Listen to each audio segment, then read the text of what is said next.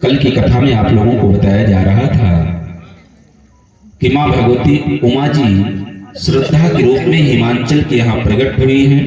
सभी देवी देवता संत महात्मा ऋषि मुनि मनीषी जन विप्रजन सभी लोग हिमांचल के यहाँ पधारे हैं। श्रद्धा के पहुंचते ही उस पत्थर पे भी हर वस्तुओं की उपलब्धि हो गई। इसी तरीके से अगर हमारे भी जीवन में श्रद्धा आकर के अपना स्थान ग्रहण करेगी तो हमारे भी जीवन में हर वस्तुओं की उपलब्धि, हर वस्तुओं की प्राप्ति हो जाएगी। मेरे भक्तों, देव ऋषि नारद जी का भी आगमन हुआ। हिमांचल जी भव्य स्वागत किए, अति सत्कार के, बंदर अभिनंदन किए और मैना जी को बुला करके ला करके प्रणाम करवाए। मैना जी अपनी छोटी सी कन्या को ला करके नारद जी के चरणों में आशीर्वाद दिलाई और कहती हैं, बाबा, हे बाबा, ये हमारे कन्या का नामकरण कर दीजिए आप, और इसके भाग्य में क्या गुण है इसको बतला दीजिए। नारद जी का हृदय गदगद हो गया। नारद जी प्रसन्न मन से बोल पड़े। कहते हैं नारद जी, देखिए आज नारद जी का हृदय गदगद हो गया मैना जी के वचनों को सुन करके, और नारद जी प्रसन्न मन से आशीर्वाद दे रहे। घर पे, परिवार पे कोई भी विप्र आवे, कोई महात्मा आवे तो सबसे पहले उसके, मेरे बच्चों, मन को प्रसन्न करने का प्रयास कीजिए। आज नारद जी प्रसन्न मन से बोल पड़े। कहते हैं कि कहमोनि बिहस, देखिए बिहस, प्रसन्न मन से नारद जी बतला रहे क्या? गूढ़ तत्व। कि कहमोनि बिहस गूढ़ मृदुवान,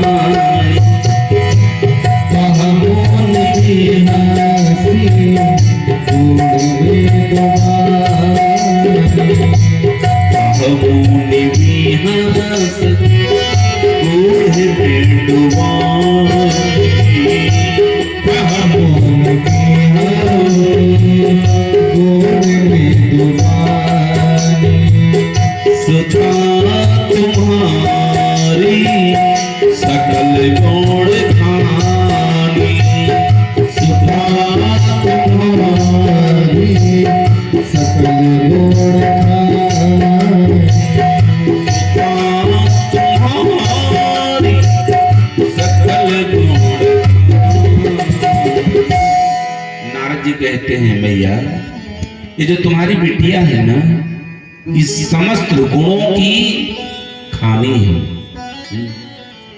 मेरे भक्तों,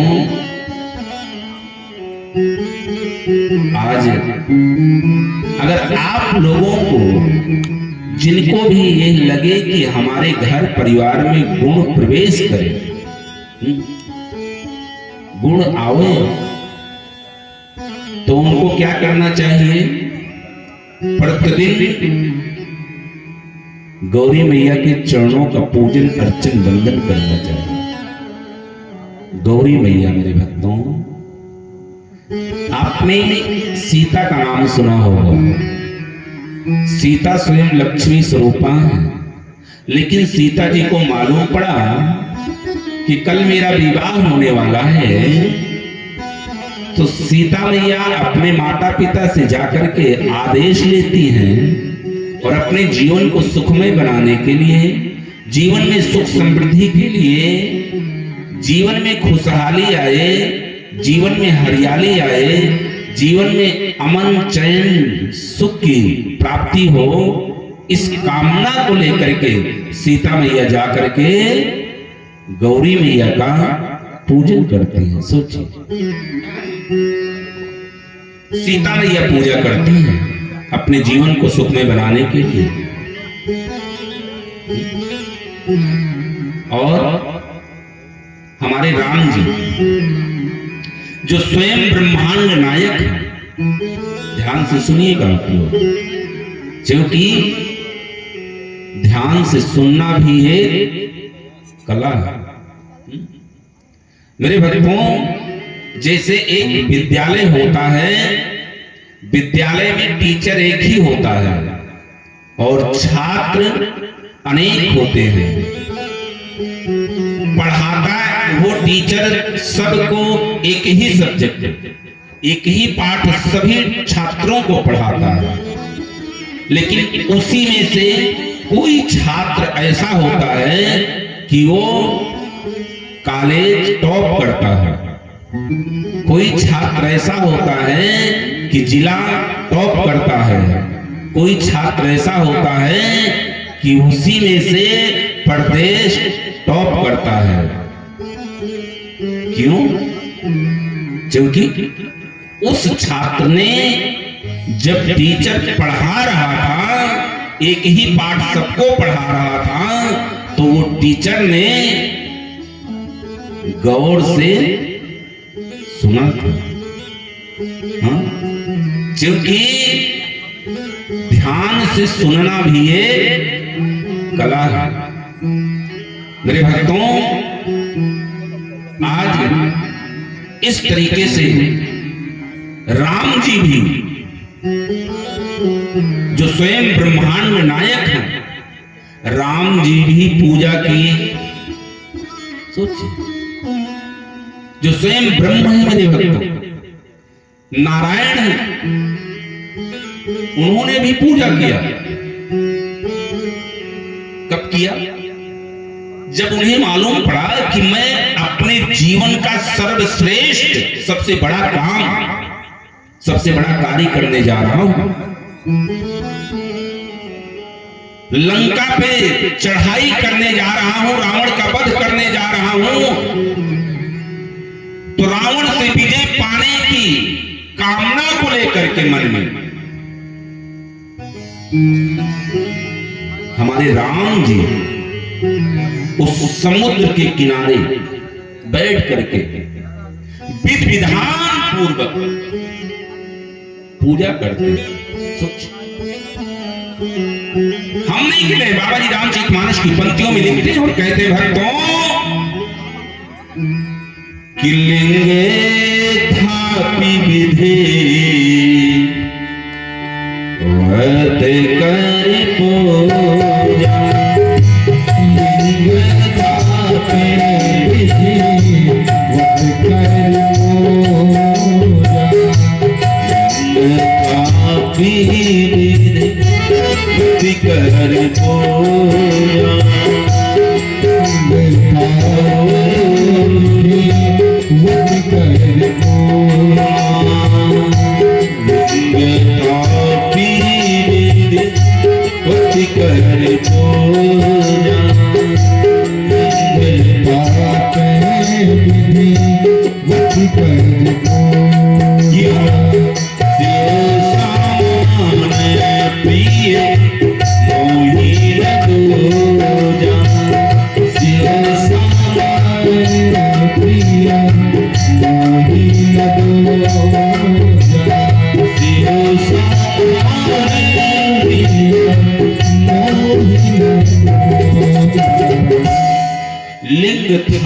विधिवत करी पूजा। हमारे राम जी विधि विधान पूर्वक विधिवत तरीके से पूजन किए, सीता जी पूजा की। लेकिन हम लोग पूजा करते हैं क्या? सोचिए, कैसे हमारे घर का माहौल परिवर्तित होगा, कैसे हमारे घर का माहौल बदलेगा, कैसे हमारे घर परिवार में भक्ति आएगी, कैसे हमारा घर परिवार स्वर्ग के जैसा होगा। मेरे भक्तों, कैसे हमारे घर परिवार में खुशहाली आएगी, कैसे हमारी मनोकामना पूर्ण होगी। एक साल ये सूत्र आप लोग अपने जीवन में अपना लीजिए कि सब परिवार सहित बैठ करके अपने घर में केवल और केवल राम नाम का कीर्तन प्रारंभ कर दीजिए। भगवान की संध्याकालीन आरती करने के उपरांत 1 साल करके देखिए, उस परिवार की स्थिति बदल जाती है मेरे भक्तों। उस परिवार का नजरिया बदल जाता है, उस परिवार में खुशहाली आ जाती है, उस परिवार में हरियाली आ जाती है मेरे भक्तों। जीवन का कल्याण हो जाता है। नारद बाबा कहते हैं, मैया सुता तुम्हारी सकल गुण खानी, तुम्हारे बिटिया के चरणों से ही समस्त गुणों की उत्पत्ति होगी। ये सभी गुणों की खानी है मेरे भक्तों। आज नारद बाबा उमा जी का नामकरण करते हैं, कहते हैं भैया ये तुम्हारी बिटिया के प्रमुख 3 नाम हैं, उमा, अंबिका, भवानी। और ये तुम्हारी पुत्री जो है बड़ी सुंदर है। सुंदर कोई रूप स्वरूप से नहीं होता है, सुंदर बनने के लिए सुंदर विचार होना चाहिए, सुंदर संस्कार होना चाहिए, सुंदर व्यवहार होना चाहिए, सुंदर चरित्र होना चाहिए, सुंदर आचरण होना चाहिए। अगर ये सब सुंदर हैं तो वो प्राणी सुंदर कहलाता है।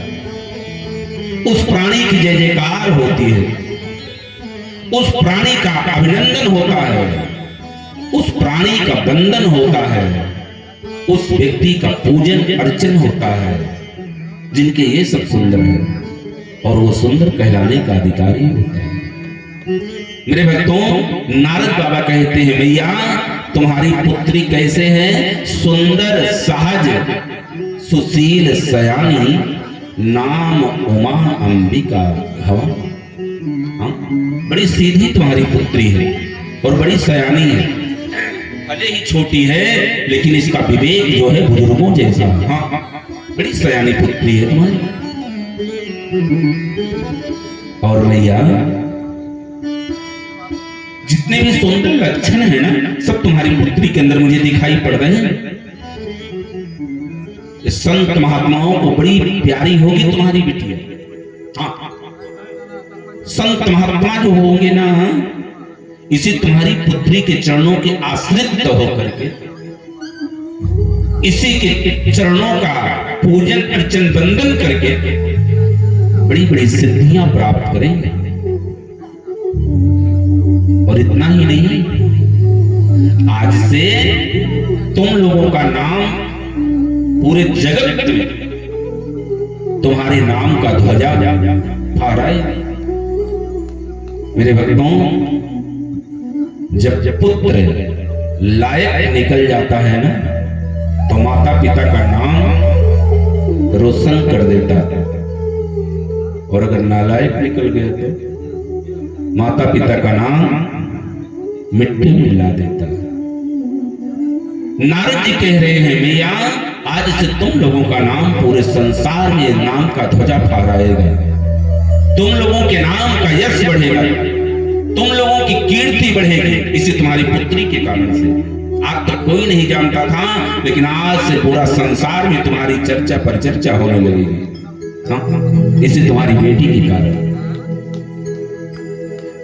और इसका जो पति होगा अचल होगा, एक जगह बैठ करके संपूर्ण संसार को नियंत्रित करने की क्षमता रखेगा। ऐसे दूल्हा सरकार के रूप में इसे पति प्राप्त होंगे। और इतना ही नहीं, ये माताएं जो है ना, मैया लोग, माताएं इसी तुम्हारी बेटी के नाम का स्मरण करके, सुमिरन करके, पूजन करके, वंदन करके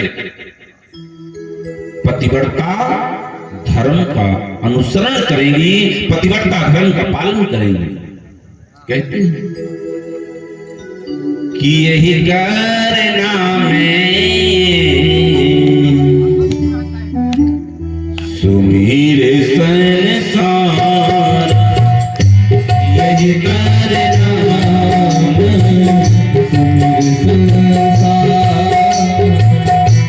यही करना सुमिर संसार,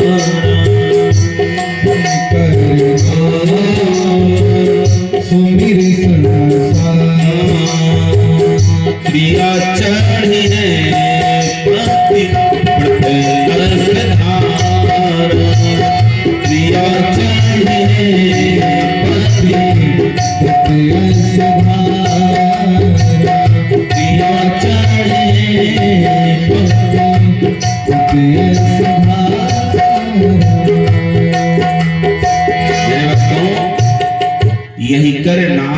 सुमिर संसारा। संसार में जितने भी लोग हैं सब तुम्हारी पुत्री के नाम का सुमिरन करेंगे, भजन करेंगे। और माताएं तो इसी तुम्हारी बेटी के नाम का स्मरण करके, सुमिरन करके, भजन करके पतिव्रता धर्म का अनुसरण करेंगे, पतिव्रता धर्म का पालन करेंगे। और हे एक बात और जान लो भैया, इस तुम्हारी बिटिया की पूजा ना हर घरों में होगी। हर घर में तुम्हारी बेटी की पूजा होगी। और जो भी मन में कामना को लेकर के पूजा पे बैठेगा और पूजा समाप्त होते होते उसकी मनोकामना पूर्ण हो जाएगी। इतनी पावर है तुम्हारी पुत्री के अंदर। कहते हैं मैया सुनो कि हुई है पूजे सकल जग माही, हुई है पूजे सकल जग माही, हुई है सकल जग माही,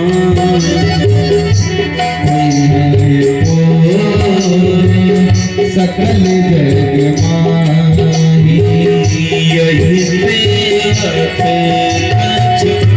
दुर्लभ नाही, यही से दुर्लभ नाही, यही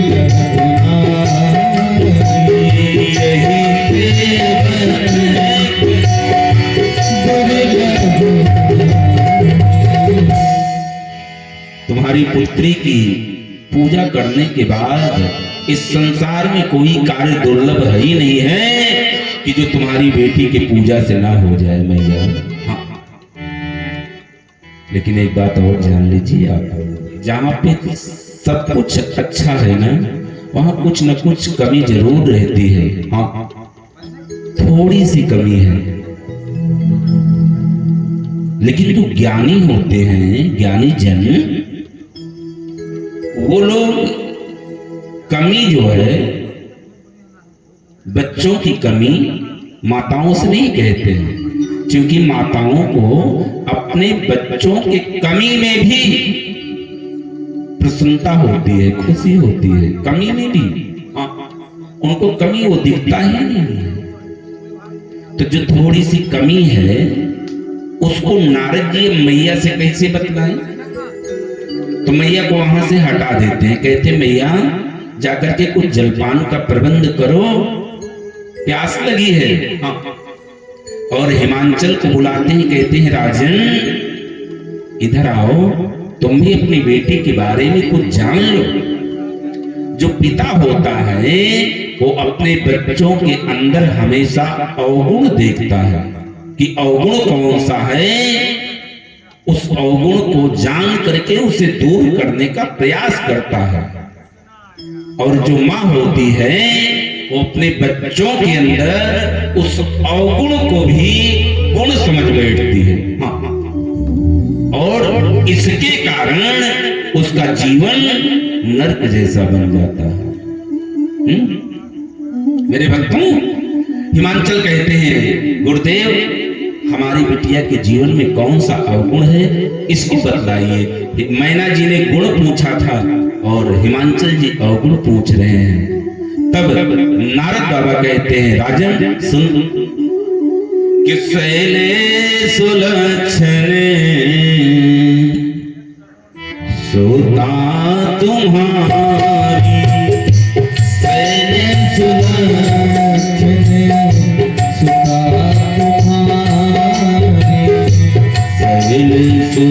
सुलक्षण सुता तुम्हारी, सुता तुम्हारे, सुनो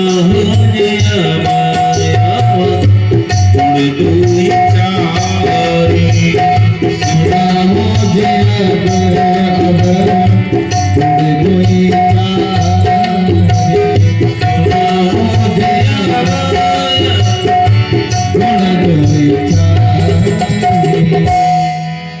राजन, दो चार अवगुण है, इसको जान लो। कौन सा अवगुण है? इसका जो पति होगा, जो दूल्हा सरकार होगा इसका, जो इसके जीवन में स्वामी से मिलेंगे, वो कैसे होंगे? कि जोगी जटिल अकाम मन। कैसा होगा वो? जोगी होगा, हाँ, जटिल होगा, यूं लंबी लंबी जटा धारी, जटिल होगा। अकाम मन वाला होगा, उसके मन में काम वासना नहीं जागृत होगी, अकाम मन वाला। जोगी जटिल अकाम मन, नंगा होगा, हाँ, दिगंबर, वस्त्र नहीं धारण करेगा, विदाउट वस्त्र के रहता होगा। नग्न, अमंगल वेश होगा, हाँ। जोगी जटिल अकाम मन, नग्न अमंगल वेश, अस स्वामी यही का मिले, पड़ी हस्त अस रे। ये समाचार बता करके नारद जी आदेश लेकर के चले गए। और जब मैना जी जब कमरे से बाहर आती है तो देख रही है माहौल ही बदला हुआ है, हाँ? सभी लोग शांत हैं, सभी लोग सोच में पड़े हैं, चिंतित हैं, सभी लोग का मन मलिन है, सभी लोगों का सर नीचे, मुंह लटका हुआ, हाँ?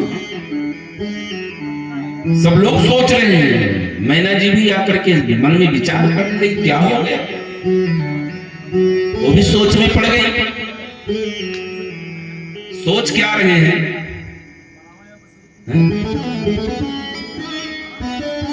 कि झूठे न होही देवरी से मान, झूठे न होही देवरी से मान, झूठे न होही देवरी से मान, झूठे न होही देवरी से मान, झूठे न होही देवरी से मान, झूठे न होही देवरी से मान।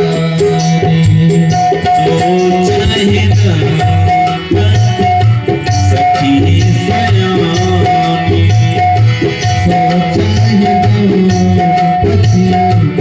सखी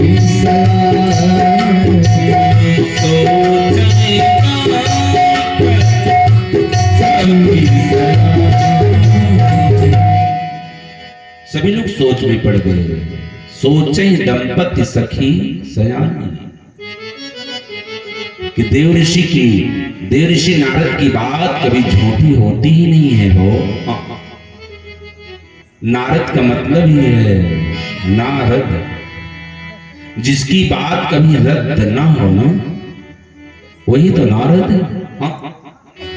हाँ? मानो जो नारद के मुख से निकल गया उसे परमात्मा को सत्य ही करना पड़ता है,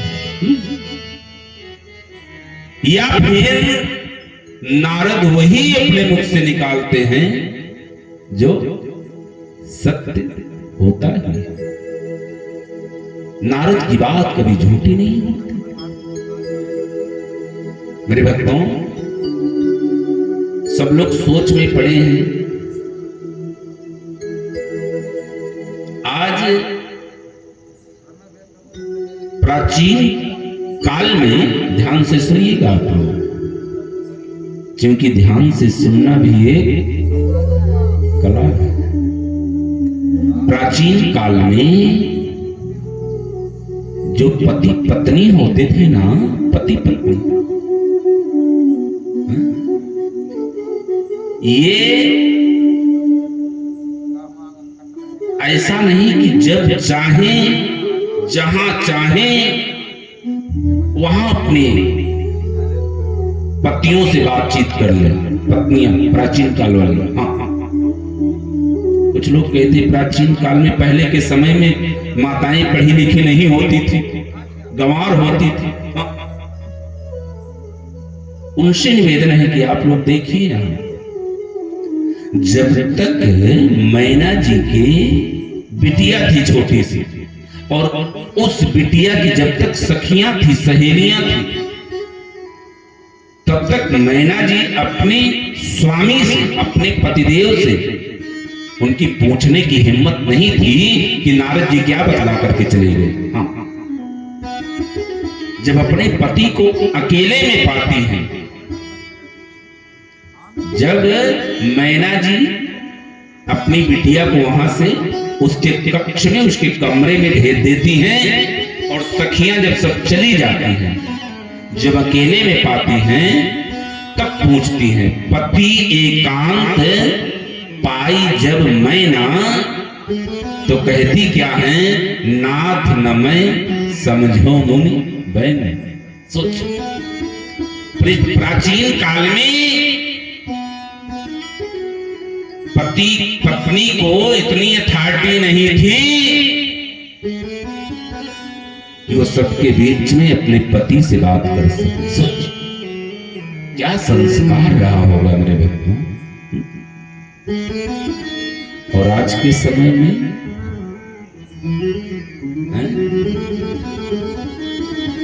अब आप लोग समझ लीजिए मेरे भक्तों, प्राचीन काल में माताएं, मैया लोग अपने पतियों को क्या कहकर के संबोधित करती थी प्राचीन काल में?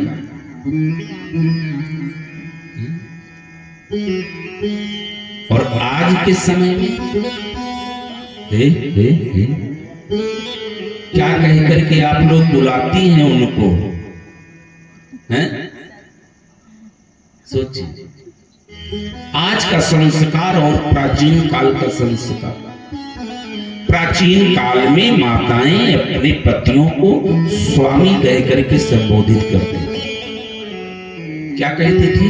स्वामी, या फिर प्राणनाथ, या फिर प्रभु। अच्छा, हे प्राणनाथ कहने में जो प्रेम है, जो आदर है, जो सम्मान है,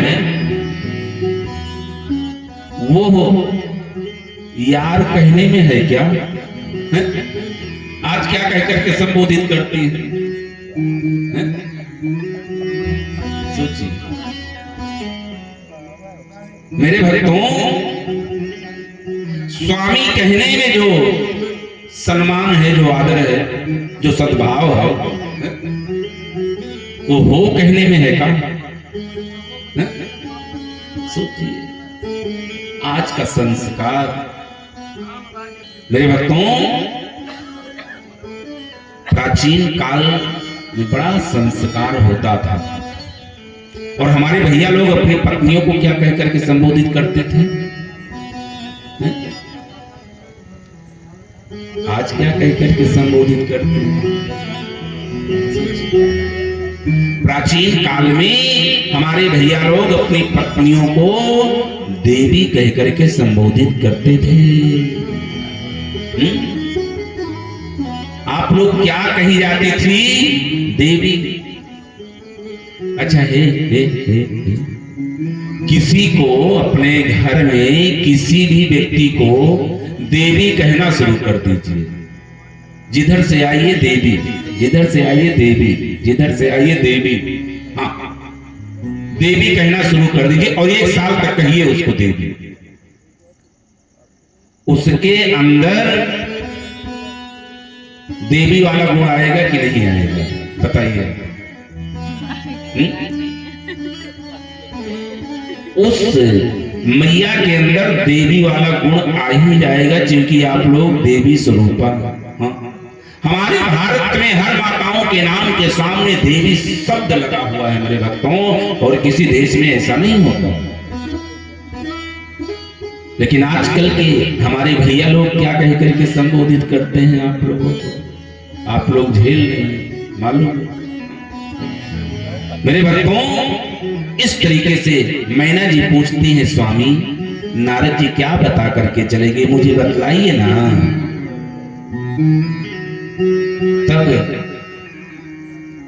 हिमांचल जी मैना जी को समझा करके कहते हैं, और इस सूचना को सुनते ही मैना जी मानो चकरा करके धरती पर गिरती हैं, अचेत हो जाती हैं। थोड़ी देर बाद उन्हें होश आता है तो लड़खड़ाते हुए कदमों में खड़ी हुई और कहती है, स्वामी इसका कोई उपाय नहीं है? हिमांचल जी कहते हैं, देवी उपाय तो है, क्योंकि हिमांचल जी जो हैं वो क्या है? हिमांचल जी तो पत्थर है, पत्थर दिल है उनका। हाँ? वो तो कुछ भी कुर्बानी कर सकते हैं, लेकिन मैना जी का तो दिल तो बड़ा नर्म है ना। तो इसलिए कहते हैं देवी ये उपाय जो है बड़ा कठिन है, अगर तुम कर सको तो। मैना जी कहती है, प्रभु बताइए मैं कर लूंगी, कौन सा उपाय है? तब कहती है कि जो ताप करही कुमारी तुम्हारी, जो ताप करही कुमारी तुम्हारी, जो ताप करही कुमारी तुम्हारी, जो ताप करही कुमारी तुम्हारी, जो तप करही कुमारी तुम्हारी, भाभी सकल पुरारी, भाभी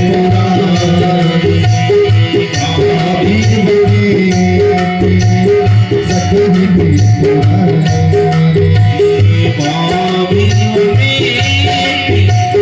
सकल पुरारी। कहते हैं देवी अगर आज ही आपकी बिटिया घर परिवार को छोड़ करके, माता पिता को छोड़ करके, नात पात को छोड़ करके जा करके तपस्या करने लगे, तो हो सकता है कि देव आदिदेव महादेव इसकी भाग्य रेखा को चेंज कर दें।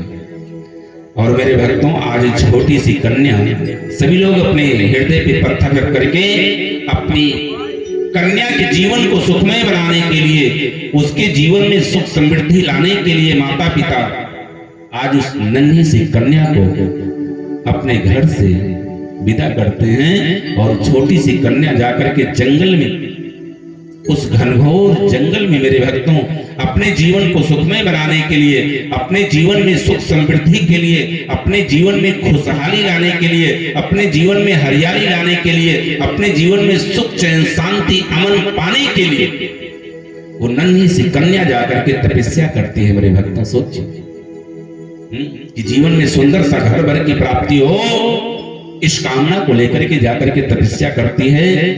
और इधर हमारे महादेव समाधि में है, महादेव समाधि में हैं, जो विश्वास के प्रतीक हैं, जो श्रद्धा के प्रतीक मां भगवती उमा जी हैं, वो तपस्या में लीन हो गई। जब श्रद्धा और विश्वास शांत हो जाता है ना, तब मेरे भक्तों तारका नामक असुर का प्रादुर्भाव हो जाता है। इसी तरीके से हमारे इस जीवन से भी जिस समय श्रद्धा और विश्वास निकल जाता है तो हमारे भी जीवन में तारका नामक असुर का प्रादुर्भाव हो जाता है और हमारे संपूर्ण जीवन को नरक के समान बना देता है। इस धरती पे तारका नामक असुर का प्रादुर्भाव हुआ। देखते ही देखते दैत्य गुरु शुक्राचार्य जी के आश्रम में जाकर के समस्त विद्याओं की जानकारी लेकर के और दैत्य गुरु शुक्राचार्य जी के आदेशानुसार जाकर के ब्रह्मा की स्तुति करके ब्रह्मा से अमरता का वरदान प्राप्त करना चाहा। पितामह कहते हैं असुरराज, मैं अमरता का वरदान देने में असमर्थ हूं, लेकिन तुम्हारी तपस्या इतनी कठिन है कि मैं वरदान देने के लिए मजबूर भी हूं। इससे मिलता जुलता कोई दूसरा वरदान मांग लो।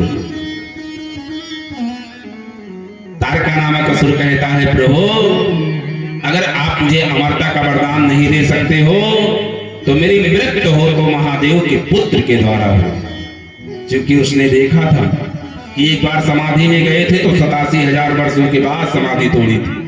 इस बार गए हैं, देखो कब तोड़े, और तोड़ेंगे भी तो इनके आगे पीछे कोई नहीं है। हाँ, काहे को पुत्र होगा, काहे को हमारी मृत्यु होगी। ऐसे वरदान को पा करके तारका नामक असुर पूरे संसार में अपने आतंक का ध्वजा फहरा दिया। सभी देवी देवताओं को दंड पहुंचाने लगा, सभी विप्रों को कष्ट देने लगा। हाँ, चारों तरफ अधर्म का बोलबाला हो गया। मेरे भक्तों, जैसे आज चारों तरफ अधर्म ही दिखाई पड़ता है, अधर्म ही अधर्म दिखने लगा। सभी देवी देवता घबरा गए, छुप छुपा करके रहने लगे। मेरे भक्तों, समय व्यतीत होते गया। इधर मां भगवती पार्वती जी अपनी तपस्या को बढ़ाती जा रही हैं, लेकिन कोई सुनवाई नहीं हो रही है। उनके तप के प्रभाव से धरती कांपने लगी। तब क्षीरसाई भगवान विष्णु महादेव को जाकर के समाधि में जगाते हैं और कहते हैं कि स्वामी, आपको पाने के लिए एक कन्या तपस्या कर रही है, आप जाकर के उससे विवाह कीजिए। आपके तेज से जो पुत्र रत्न की प्राप्ति होगी उसी के हाथों के द्वारा तारका नामक असुर का वध होगा, क्योंकि इस बार इसको मैं भी नहीं मार सकता। लेकिन महादेव समाधि में हैं, कहते तो हैं प्रभु आपकी आज्ञा सिरोधार है, लेकिन कैसे सिरोधार हो सकती है? महादेव के सर पे कोई आज्ञा सिरोधार हो ही नहीं सकती है, क्योंकि सिर पे तो गंगा मैया हैं, जो भी सिर पे धारण करेंगे सबको बहा ले जाएंगे। इसलिए पुनः समाधि में चले गए, और जब पुनः समाधि में चले गए तो हमारे राघव, हमारे प्रभु देवताओं के समीप जाकर के आकाशवाणी करते हैं, देवजन आप लोग व्यर्थ में चिंता मत करो, जाकर के महादेव को जगाओ। और महादेव जग जाएं तो उनका मां भगवती पार्वती जी के साथ उनका विवाह करवाओ। उनके विवाह के उपरांत जब उनके तेज से पुत्र रथ की प्राप्ति होगी तो उसी के हाथों के द्वारा तारका नामक असुर का वध होगा। इस आकाशवाणी को सुनकर के समस्त देवी देवता, संत महात्मा, ऋषि मुनि मनीषियों को बड़ी शांति प्रदान हुई, बड़ा सुकून मिला। देवराज इंद्र कामदेव को बुलाए और कहते हैं जाकर के महादेव को जगाने का काम करो।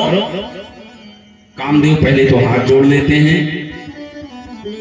फिर मन में विचार आता है राजा का आदेश है, पालन तो करना ही पड़ेगा। अपने सिपाहियों को लेकर के, अपने सैनिकों को लेकर के कामदेव जाकर के महादेव के ऊपर अपना प्रपंच प्रभाव डालने लगे, नाना प्रकार से प्रयत्न करने लगे, लेकिन सभी प्रयत्नों में कामदेव असफल रहे, सफलता नहीं मिली। जितना भी बस था कामदेव अपना लगा दिए, चारों तरफ संसार में काम की स्थिति स्थापित हो गई। लास्ट में, अंत में कामदेव अपनी धनुष और बाण को उठा करके महादेव के ऊपर जैसे निशाना साधते हैं, हमारे महादेव अपने तीसरी नेत्र खोल दिए, कामदेव जल करके राख हो गए। चारों तरफ हाहाकार मच गई, प्रभु त्राहिमाम त्राहिमाम त्राहिमाम। प्रभु सृष्टि कैसे चलेगी? ये तो बहुत गलत तो हो गया। रति जी कामदेव की धर्म पत्नी आकर के विलाप करने लगी, करुण क्रंदन करने लगी। हमारे महादेव रति जी को समझाते हुए विदा करते हैं, कहते देवी चिंता मत करो, आज से तुम्हारे पति का जो शरीर का राख है, मेरा आभूषण है, मेरा श्रृंगार है, और तुम्हारे पति अमर हैं, उन्हें कोई मार नहीं सकता है, उनकी शरीर नष्ट हुई है। बड़ा सुंदर ज्ञानोपदेश करते हैं, कहते हैं सभी लोग अमर हैं, केवल शरीर मरती है, आत्मा तो सबकी अजर अमर है। आज से बिना शरीर के ही तुम्हारे पति सारे संसार में व्याप्त होंगे, और जब द्वापर आएगा तो स्वयं नारायण के पुत्र के रूप में तुम्हारे पतिदेव तुम्हें प्राप्त करेंगे। ऐसा वरदान देकर के वहां से विदा किए। और जैसे रति जी गई, उसी समय सभी देवता गण आकर के महादेव को प्रणाम किए। और नारद बाबा महादेव एकांत में ले जाकर के महादेव को और मानो विवाह का प्रस्ताव रखते हैं। पहले तो महादेव नारद जी को फटकार देते हैं, लेकिन विवाह का नाम सुनते ही ना सबके मन में घी का लड्डू फूटने लगता है, हाँ, कि कितनी जल्दी हो जाए। महादेव के भी मन में लालसा थी कि विवाह हो जाए, लेकिन अब कैसे कह दे, हाँ, क्योंकि वहां सभी श्रेष्ठ देवता हैं, हाँ, विष्णु है, ब्रह्मा है, वरुण है, कहते हैं भैया विवाह के लिए कोई कन्या भी तो चाहिए, किसकी बिटिया फालतू है जो मेरे गले ला करके बांध देगा। नारद जी कहते प्रभु हम लोग कन्या को